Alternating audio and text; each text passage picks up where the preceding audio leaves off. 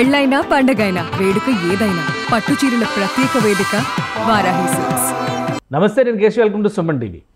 Allu Arjun case వ్యవహారంలో A18 వరకు మొత్తం 18 మందిని మొదటి విడత నిందితులుగా పోలీసులు పేర్కొన్నారు. అయితే ఈ 18 మందిలో కూడా అసలు తొక్కిసలాటకి కారణమైనటువంటి యాంటోనీ పేరు లేనే లేదు. మరి యాంటోనీ సంగతి ఏంటి, అతన్ని అదుపులోకి తీసుకున్నారు, విచారిస్తున్నారు అనేది మీడియాకి ఇచ్చినటువంటి సమాచారం. ఇందులోని వాస్తవాలు ఏంటి, ఎందుకు యాంటోనీని A18 వరకు లిస్టులో చేర్చలేదు, ఈ అంశాన్ని విశ్లేషించేటువంటి ప్రయత్నం చేద్దాం. మనతో పాటు అనలిస్ట్ చందు శ్రీనివాస్ గారు. నమస్కారం. నమస్కారం. ఈ సంధ్యా థియేటర్ తొక్కిసలాట వ్యవహారం తర్వాత అరెస్టులు, ఇంట్రాగేషన్లు అన్నీ అయ్యి బెయిల్ వచ్చిన తర్వాత ఇప్పుడు ఎపిసోడ్ పార్ట్ 3కి వెళ్ళినట్టుగా కనిపిస్తుంది. అల్లు అర్జున్ని పిలిచారు, విచారించారు, తర్వాత రివైజ్ చేశారు. ఈ రిమాండ్ రిపోర్ట్ని, కేసు మొత్తాన్ని రివైజ్ చేసి A18 వరకు నిందితుల జాబితా, ఈవెన్ మైత్రి మూవీ మేకర్స్ని కూడా ఈ లిస్టులో చేర్చారు. కానీ అదుపులోకి తీసుకున్నటువంటి యాంటోనీ సంగతి ఏంటి, ఎందుకు అతన్ని ఈ లిస్టులో చేర్చలేదు? అంటే వీడియో క్లిప్పింగ్స్లో ఆయన తోసినట్టుగా స్పష్టమైన ఆధారాలు ఉన్నాయి కాబట్టి, ఆయన బౌన్సర్, ఆయన అల్లు అర్జున్ గారు వ్యక్తిగతంగా ఉన్నాడు కాబట్టి ఆయన కూడా అరెస్ట్ చేసినట్టుగా చూపించారు. అంటే చూపించిన వెంబటే చేర్చాల్సిన అవసరం లేదు. విచారించి ఆయన పూర్వపరాలు ఏంటి, ఎప్పటి నుంచి ఉంటున్నాడు, ఎంతకాలం నుంచి పనిచేస్తున్నాడు, యాక్చువల్గా ఈయన మిగతా వాళ్ళందరూ ఆదేశాలు ఇచ్చింది, బౌన్సర్స్ ఆర్గనైజర్ అంటున్నారు. అదే అంతే, ఆర్గనైజర్ కాబట్టి ఈయన వల్ల జరిగిందనేది అంతా చూసుకుంటారు. చూసిన తర్వాత ఇంక్లూడ్ చేస్తారు. ఇప్పుడు 18 మీరు చెప్పింది A18 అంటే మైత్రి మూవీ మేకర్స్ వచ్చారు. ఇప్పుడు A1 నుంచి మీరు చూసుకుంటే కనుక, మీరు స్క్రీన్లో వేసింది A8 వరకు కూడా థియేటర్ యాజమాన్యం వాళ్ళ పార్ట్నర్స్. A9 నుంచి మేనేజర్ అనుకోండి. ఇక బాల్కనీ A10 వరకు వాళ్ళే మొత్తం ఉన్నారు. మెయిన్ పార్ట్నర్స్ అంతా అగమంటి పెద్దరామరెడ్డి కాడి నుంచి ఇక అంతా వాళ్ళే. అగమాటి పెద్దరామరెడ్డి, చిన్నరామరెడ్డి, సందీప్, మొత్తం అంతా ఆ పార్ట్నర్స్ లిస్ట్ ఉంది. 10 మంది అగమాటి వినయ్, అశుతోష్ రెడ్డి, రేణుకాదేవి, అరుణారెడ్డి, నాగరాజు, వీళ్ళు మేనేజర్లు. విజయ్ చంద్ర లోయర్ బాల్కనీ ఇన్ఛార్జి. తర్వాత అల్లు అర్జున్ పేరు పెట్టారు A11 వరకు. ఇది ముందు నుంచి ఉన్న లిస్టే. నిన్న అప్డేట్ అయిన తర్వాత మళ్ళీ కొంతమంది బౌన్సర్లు వీళ్ళందరి పేర్లు వచ్చినాయి, బట్ ఇతని పేరు రాలేదు. అంటే ఇక్కడ ఏంటంటే, ఇక్కడ మీరు అన్నట్టు మొన్నటిదాకా మైత్రి మూవీ మేకర్స్ కూడా లేదు. ఇప్పుడు ఈయన మేనేజరు అల్లు అర్జున్ గారితో పాటు ఆయన మేనేజర్ని మనం చూసుకుంటే శరత్ బన్నీ గారు కావచ్చు, రమేష్ సెక్యూరిటీ టీం కావచ్చు, రాజు సెక్యూరిటీ, అల్లు అర్జున్ గారి టీం. ఇది 11 నుంచి 17 వరకు. అంటే 18 కూడా ఆయన కింద లెక్క వస్తుంది మైత్రి మూవీ మేకర్స్ కూడా. కాబట్టి 19 కింద అతను యాంటోనీ తీసుకోవచ్చు, ఎందుకంటే విచారించి అన్ని కూడా తీసుకునే అవకాశం. తొక్కిసలాటకి అసలు కారణం యాంటోనీ తీసుకున్న నిర్ణయం. నిన్న మనం గేట్స్ చూస్తే కూడా అవి ఓపెన్ చేసి కొంతమందిని అలౌ చేస్తారు, మొత్తం పెద్ద కర్రలు తీసుకొని బెదిరించిన దృశ్యాలన్నీ కూడా ఉన్నాయి. సీసీ కెమెరా ఫుటేజ్, సంధ్యా థియేటర్ ఫుటేజ్ అంతా కూడా రిలీజ్ అయ్యింది. పోలీసులు రిలీజ్ చేశారు, ఎవరు రిలీజ్ చేశారు, మొత్తానికి అయితే మీడియా చేతికి వచ్చింది అదంతా. అవునండి. సో అవన్నీ చూసిన తర్వాత ఈ లిస్ట్ని రివైజ్ చేసే అవకాశం ఉంటుందా, ఇతన్ని నిందితుల జాబితాలో ముందుకు తీసుకొచ్చే అవకాశం ఉంటుందా, A18 తర్వాత యాడ్ చేసే పరిస్థితి ఉంటుందా? అంటే మెయిన్ ఏంటంటే, థియేటర్ యాజమాన్యానికి వాళ్ళు పోలీసులు పర్మిషన్ లేకుండా హీరో వచ్చింది కూడా చెప్పకుండా ఉండటం వల్ల అసలు థియేటర్ లేకపోతే ఇన్సిడెంట్ జరగదు కదా. అందుకని ముందు వాళ్ళనే పెట్టారు. దాంట్లో 7గురిని ఆల్రెడీ రిమాండ్కి పంపించారు. దాంట్లో మిగతా వాళ్ళు కూడా త్వరితగతిన విచారించి రిమాండ్ పంపించే అవకాశం ఉన్నది. ఇప్పుడు ఈయన మాత్రం మీరు అన్నట్టు 3.5 గంటల సుదీర్ఘమైన విచారణ చిక్కడపల్లి పోలీస్ స్టేషన్లో నిన్న అల్లు అర్జున్ గారిది జరిగినప్పుడు ఆయన వీడియో ఎవిడెన్స్ కూడా మనం చెప్పినట్టు ఆ దృశ్యాలే, ఇప్పుడు మనం ప్లే చేసిన దృశ్యాలే. అక్కడ గేట్స్ ఓపెన్ చేయడమే లోయర్ బాల్కనీలో తొక్కిసలాట పోలీసులు తేల్చారు. అవును, తేల్చినప్పుడు అవన్నీ కూడా వీడియో క్లిప్పింగ్స్ అల్లు అర్జున్ గారికి వేయించి చూపించి ఇవన్నీ కూడా నిన్న అడగటం జరిగింది. ఆ దిశగా ఆయన వాంగ్మూలాన్ని నమోదు చేసుకున్నారు. సో ఏంటి అసలు ఇంట్రాగేషన్ ప్రాసెస్ ఎలా జరిగినట్టు? ఇప్పుడు ఇవన్నీ ఒక్కొక్క వర్షన్ ఒక్కొక్కలా వస్తుంది. అల్లు అర్జున్ గారు బాగా కోఆపరేట్ చేశారు, ఎప్పుడు పిలిచినా వస్తా అన్నారని ఒక వర్షన్ వస్తుంది. ఆయన చాలా బాధపడ్డారు, కన్నీళ్ళు కూడా పెట్టారని చెప్పి ఇంకో వర్షన్ వస్తుంది. కొన్ని ఛానల్లో వాళ్ళు ఇష్టం వచ్చినట్టు వాళ్ళు వేసుకుంటారు. కానీ విచారణకి ఆయన వెళ్ళటం అనేది ఒక మంచి వాతావరణంగా మనం చేసుకోవాలి. కాకపోతే నాకు చెప్పలేదు పోలీస్ ఆఫీసర్ అనేది ఆయన ఇప్పటికీ చెప్తున్నాడు. ఏసీపీ గారు నేను పోయి చెప్పానని చెప్పి ఆయన చెప్తున్నాడు. అది వాస్తవంగా అక్కడ ఏంటంటే ఎవిడెన్స్ అనేది లేదు. ఇక్కడ వెళ్ళినట్టు ఉంది కానీ చెప్పినట్టు అక్కడ ఆ వాయిస్ అనేది ఉంటే కనుక పోలీసులు చేయవచ్చు, లేనప్పుడు అది ఇక ఎవరు చెప్పలేని పరిస్థితి.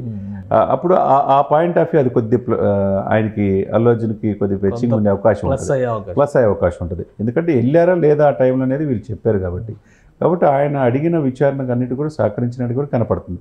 లేకపోతే 3.5 గంటలు సుదీర్ఘంగా విచారించరు, సాటిస్ఫై అయినట్టే కనపడుతుంది. అవసరం రోజుల తరబడి విచారణ చేసి కూడా ఏం కోఆపరేట్ చేయలేదని మళ్ళీ కోర్టులో పిటిషన్ వేసిన సందర్భాలు చాలా ఉన్నాయి, చాలా కేసుల్లో ఉన్నాయి.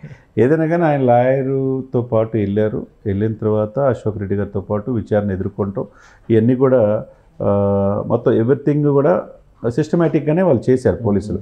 వాళ్ళ యొక్క ఎందుకంటే 12,000 వీడియోలు వాళ్ళు తర్జుమా చేసినప్పుడు, వాళ్ళు స్వయంగా చూసినప్పుడు మరి పోలీసులు వాళ్ళ లాజిక్, వాళ్ళు ఎక్కడెక్కడ తప్పు జరిగింది, ఏం జరిగింది, ఎందుకు ఇట్లా మీరు చేశారు, మనిషి చనిపోవడానికి కారణం ఏంటి, మీ అభిమానులే కదా, దీనికి మీరు ఎందుకు స్పందించలేదు, 20 రోజులు అయింది అనే పాయింట్ ఆఫ్ ఉంటుంది కదా.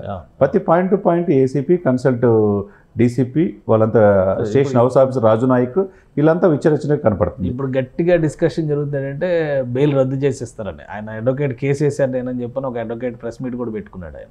ఆయన 2 రోజుల్లో బెయిల్ రద్దు అయిపోతుందని చెప్పని ఆయన ప్రకటిస్తున్నారు. ఏంటి అటువంటి కండిషన్? అంటే ఆయన అనుకున్నట్టు ఏమి ఉండదండి. ఆయన ఏదో అంతా తెలిసినట్టుగా ప్రెస్ మీట్ పెట్టి చివరికి 100 కోట్లకి వెళ్ళిపోయింది ఇది, చివరికి రేపు వీళ్ళని అరెస్ట్ చేస్తున్నారు, వాళ్ళని అరెస్ట్ చేస్తున్నారు, ఇది పెద్ద స్కాము, ఇతన్ని బెయిల్ క్యాన్సిల్ చేపిస్తాను. ఆయన చాలా రాజకీయ నాయకుడిగా మాట్లాడాడు, అడ్వకేట్గా మాట్లాడలే. సరే ఇది కోర్టు పరిధిలో ఉంది కాబట్టి ఈ 2 రోజుల్లో మరి ఒకవైపు సహృద్భావ వాతావరణం కనపడుతుంది. కోమటిరెడ్డి గారు స్వయంగా మైత్రి మూవీ మేకర్స్ యాజమాన్యాన్ని తీసుకొని వెళ్ళి 50 లక్షలు చెక్ ఇచ్చారు. అంటే ప్రభుత్వం కూడా సానుకూలంగా స్పందించినట్టు కనపడుతుంది. రెండవది దిల్ రాజు గారు గేమ్ చేంజర్ యొక్క ఆ యొక్క ప్రీ రిలీజ్ ఈవెంట్ ఆయన ఎంటర్ అయ్యాడు. ఇక్కడ గేమ్ చేంజ్ అయిపోయిందంటారా? ఇక్కడ గేమ్ చేంజ్ అయ్యేటట్టుగా కనపడుతుంది స్పష్టంగా. అందుకని రాజీ ఫార్ములాగా కనపడుతుంది. ప్రభుత్వం కూడా ఫిలిం డెవలప్మెంట్ కార్పొరేషన్ నుంచి నన్ను పంపించారనేది స్వయంగా చెప్పాడు ఆయన. రేవంత్ రెడ్డి గారితో మాట్లాడొస్తున్నానని చెప్పాడు. మేమేమి కక్షపూరితమైన ఏముండవు, రూల్ ప్రకారం వెళ్తా ఉన్నారు. ఇదే సమయంలో రూల్ ప్రకారం వెళ్తే ఒకవైపు చిత్తశుద్ధిని సాక్షాత్తు అసెంబ్లీలో ప్రశ్నించారు కాబట్టి వీళ్ళు సుప్రీంకోర్టుకి వెళ్ళి బెయిల్ క్యాన్సిల్ చేయమని చెప్పి అడగొచ్చు అంటున్నారు. అది చేయకుండా ఆపారనుకోండి, రాజీ పడ్డాడు రేవంత్ రెడ్డి గారు అంటారు. మళ్ళీ అదొక రకంగా ఇండికేషన్ కూడా కేశవ్ గారు అవుతుంది. మరి దీన్ని ఏ విధంగా చూస్తారు? సుప్రీంకోర్టుకి వెళ్ళి ఇంటీరియం అంటే మొత్తం స్టోరీలో బీజేపీ కూడా చాలా కీ రోల్ పోషిస్తుంది. మళ్ళీ నిన్న ఈటల రాజేందర్ ఎంపీ ఆయన వెళ్ళారు. వీళ్ళందరూ బీజేపీ వాళ్ళ ఇన్వాల్వ్మెంట్ కూడా పెరిగిన తర్వాత తగ్గేటువంటి పరిస్థితి కనిపిస్తుంది అనే చర్చ వస్తుంది. అంటే ప్రభుత్వ పక్షానికి ఒక అడుగు వెనక్కి వేయొచ్చు, అల్లు అర్జున్ పక్షాన్ని కూడా ఒక అడుగు వెనక్కి వేసేటువంటి అవకాశం ఉంది అనే డిస్కషన్ జరుగుతుంది. అలాంటి సంకేతాలు ఏమైనా ఉన్నాయా? డెఫినెట్గా అదే కనపడుతుంది. ఇప్పుడు అందిపుచ్చుకొని బీఆర్ఎస్ కంటే బీజేపీ ముందు వరుసలో ఉంది.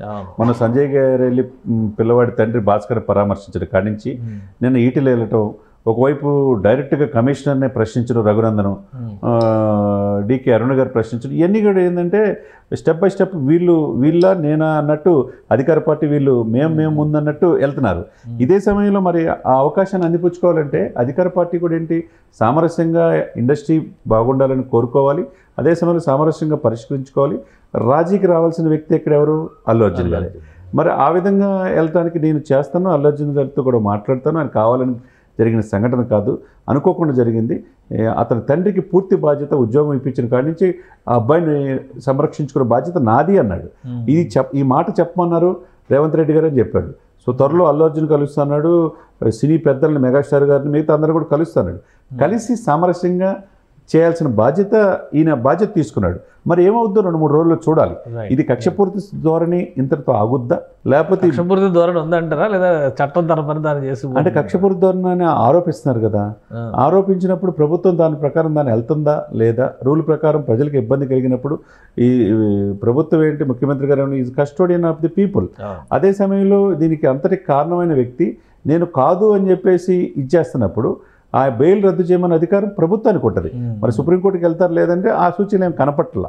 మరి ఈ పరిస్థితులు ఏంటంటే ఇది త్వరలోనే సర్దుమనిగే అవకాశాలు ఈ పరిణామాలను బట్టి కనపడుతున్నాయి. మరి రైట్. థ్యాంక్ యూ చంద్ర శ్రీనివాస్ గారు. ఇది ఈ కేసుకు సంబంధించి ఇంకా విచారణ పర్వం కొనసాగుతుంది కాబట్టి ఇది ఫైనల్ రిపోర్ట్ కింద చూస్తానికి అవకాశం లేదు. మరికొన్ని పేర్లు యాడ్ అయ్యేటువంటి సంకేతాలు స్పష్టంగా ఉన్నాయని చంద్ర శ్రీనివాస్ గారు విశ్లేషిస్తున్నారు. మరోవైపు ప్రభుత్వ పక్షాన అటు అల్లు అర్జున్ పక్షాన కూడా ఒక అడుగు వెనక్కి వేసేటువంటి ధోరణి కనిపిస్తుంది. ఈ విషయంలో కొంత కాంప్రమైజింగ్ పద్ధతిలో వెళ్ళే అవకాశాలు కూడా కనిపిస్తున్నాయి. గతంలో రేగినంత దుమారం ఇక ఉండకపోవచ్చు. ఒకవేళ ఇరు వర్గాలు కూడా ఒక సామరస్యపూర్వక వాతావరణంలో సమస్యను పరిష్కరించుకునేటువంటి నిర్ణయానికి వస్తే కనుక 2-3 రోజుల్లోనే ఈ వ్యవహారం ఒక కొలికి వచ్చే ఛాన్స్ ఉందని విశ్లేషిస్తున్నారు. ఇది special discussion. Keep watching. Suman టీవీలో మీ పర్సనల్ అండ్ బిజినెస్ ప్రమోషన్స్ కోసం కింది నెంబర్కి కాంటాక్ట్ చేయండి.